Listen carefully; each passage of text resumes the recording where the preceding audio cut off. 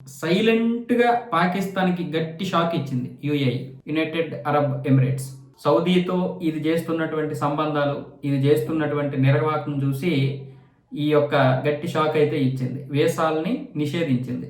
పౌరులకు మాత్రమే కాదు, వర్తకులకి, వ్యాపారాలకి, పెట్టుబడిదారులకి, దిగుమతిదారులకి, ఎగుమతిదారులకి, మొత్తం పాకిస్తానీ అనే ప్రతి ఒక్కరికి కూడా నిషేధం విధించింది.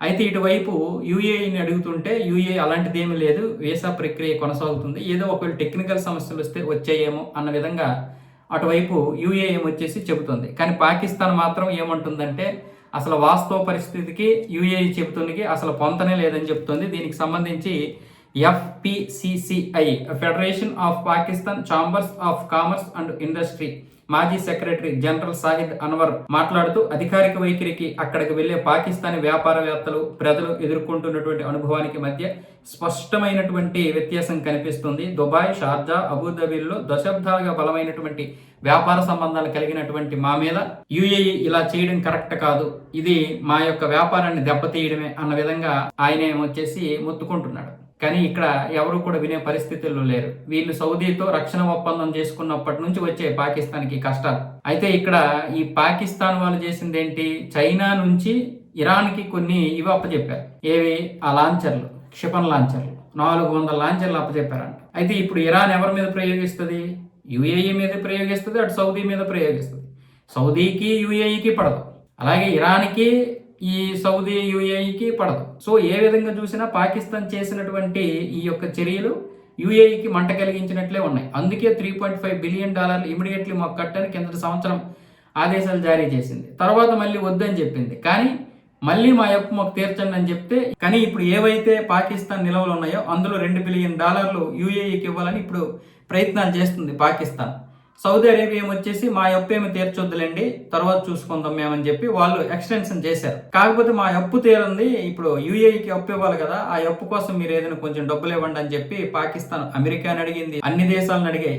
IMF ఏమొచ్చేసి అప్పులు తీర్చడానికి ఇవ్వము, మీరు ప్రతి రూపాయి మాకు ఖర్చు చెప్పాలని చెప్పి వాళ్ళు అడుగుతున్నారు. ఏదైతే $7.5 బిలియన్ ఇస్తామన్నారో దాని గురించి. ఇక్కడ ట్రంప్ ఏమొచ్చేసి పాకిస్తాన్ అని తన కాళ్ళ కింద ఉంచడం కోసమని IMFతో చాలా గట్టిగానే బేరసారాలు చేశాడు.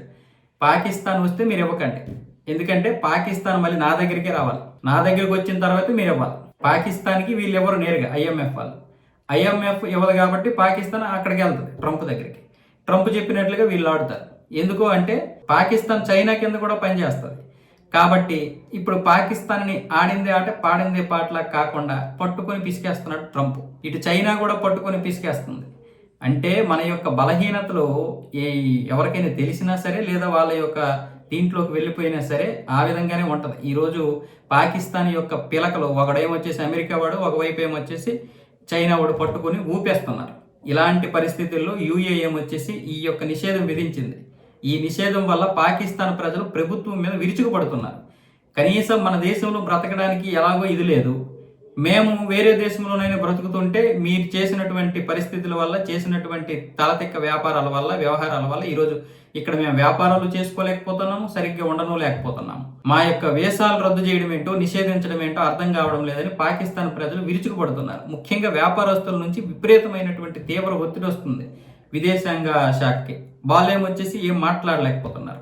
మళ్ళీ ఇప్పుడు ఎక్కడికి పరిగెడతారు, అమెరికా దగ్గరికి పరిగెడతారు. అమెరికా ఇప్పుడు వీళ్ళతో మాట్లాడితే మాత్రం ఓకే, అలాంటిది అసలు ఏం లేదు, అంతా సక్రమంగానే సాగుతుంది అంటారు.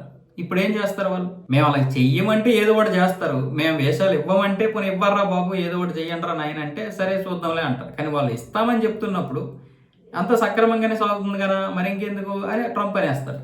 ఇప్పుడు పాకిస్తాన్కి ఏమీ చేయలేనటువంటి పరిస్థితి.